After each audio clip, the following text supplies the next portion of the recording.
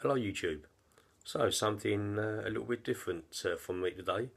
It's a versus video, and it is the Xbox One controller versus the PS4 controller, the DualShock 4.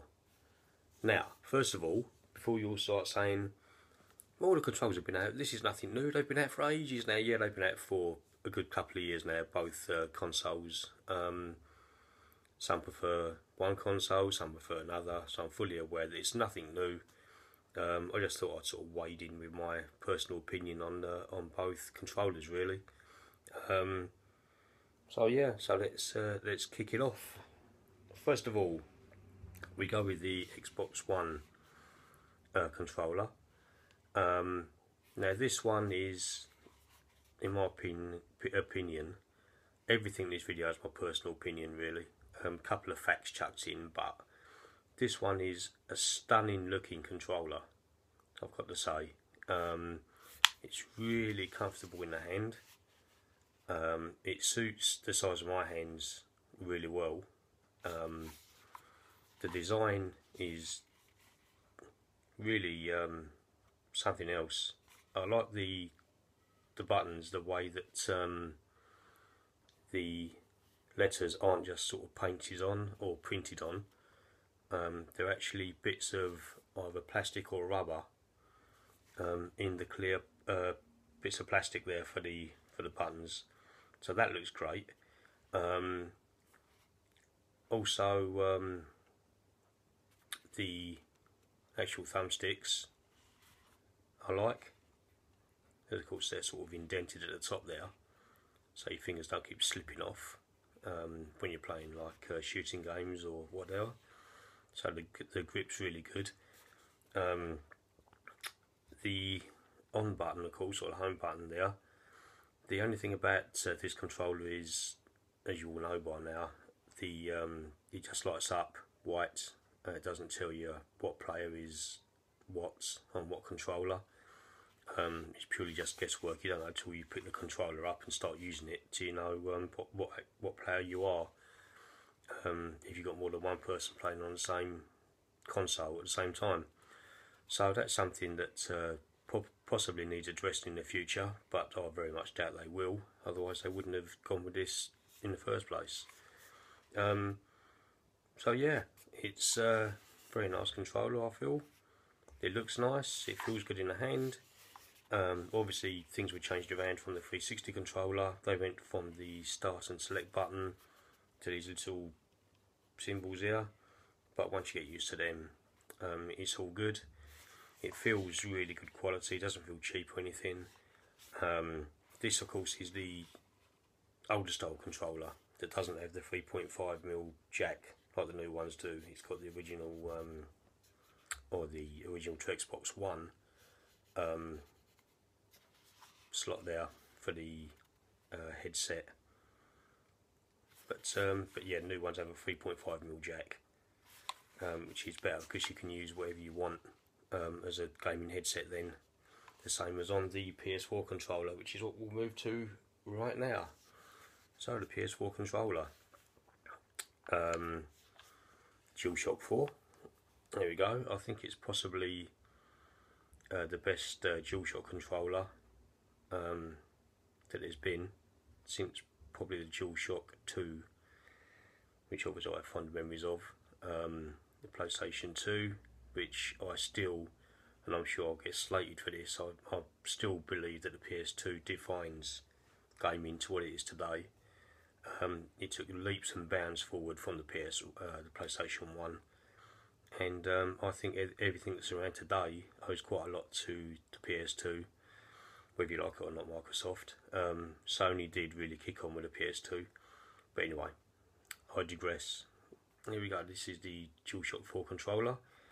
Of course, in looks, yeah, there's quite a lot of difference. Of course, it has this speaker grill here, so you can hear the sound from the games coming through the controller itself. It has this touchpad, which doubles as the start button. Buttons here, of course, all pretty much the same. They are printed on, whereas the Xbox One, of course, they look a bit more stylish, as these are just printed on, as they always have been. There's options button, share button, so you can share things directly and very quickly, which is good for those that like to do that.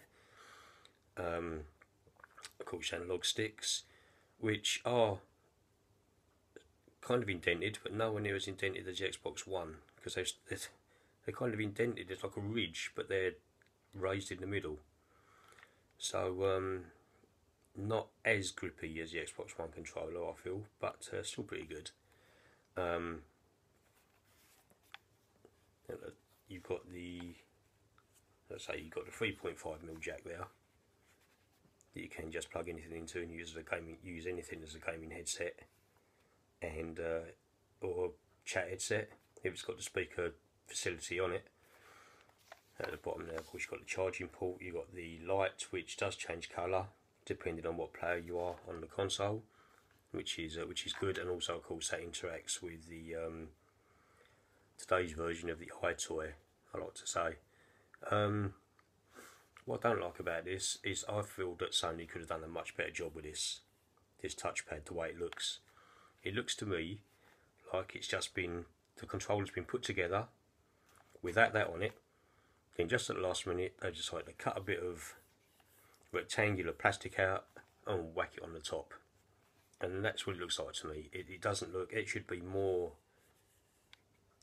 in with the controller. It should look more all in one, rather than just looking like it's just been chucked in there. But again, it's just my personal opinion. Here we've got the PlayStation button here. It does feel good in the hand. It's obviously it's bigger than the other DualShocks. It's got the, it's been extended at the bottom here, so more for sort of adults or people with bigger hands. It does feel much better than the previous DualShock controllers. Well, of course, they're both wireless. It goes without saying. These two controllers, both quite expensive. You're not going to get one for much less than £50 in the UK. I haven't mentioned. What I haven't mentioned is the triggers, which I apologise. The triggers on both are much improved. Excuse me, I'm still getting over a cold. Much improved, the triggers on both controllers. Your fingers can't slip off them. They've got that nice curve. Both got this sort of nice curve on them, and your fingers just slot into there. And yeah, very nice, and they look nice. So, as this is a versus video, what's won? Well, really, you can't really choose it. Both controllers got their good and bad parts. The PS4 controller, I think, is probably the best in terms of functionality, in that it's got the speaker. So if you want the game sounds from the game coming out of your controller, you've got that. It's got the, I know that you can't really say this now because Xbox One has got along that line as well, but these particular two controllers, of course, this has got the 3.5mm jack, whereas the other one hasn't. The light that tells you what player you are obviously is a bonus, and apart from this thing not looking that great, it's obviously nice and big and easy to use. The start button, and although I haven't really used this that much, the touch sensitive part of it, I suppose it's a good thing to have. So as a PS4 one, the Xbox One controller, I feel feels much better in your hand. It feels solid. It feels fantastic build quality in the Xbox One controller, and in terms of looks, it blows the PS4 DualShock 4 away. In my opinion, again I stress my opinion, I think what they've done with these buttons here looks great. I think the overall shape and feel of the controller is great. As I say, I don't like the fact that you don't know what player you are if there's more than one of you on the same console. But But apart from that, there's not that much to choose. So I'd say in terms of looks and feel in the hand, I'd say Xbox One controller. In terms of functionality and what it can actually do, etc., PS4 controller, DualShock 4. So yeah, that's about it. So that's my versus video, Xbox One versus PS4 controllers. I hope you enjoyed it, and if you haven't subscribed to my channel, please subscribe, it's much appreciated, and I'll see you for my next video. Thank you very much. Bye.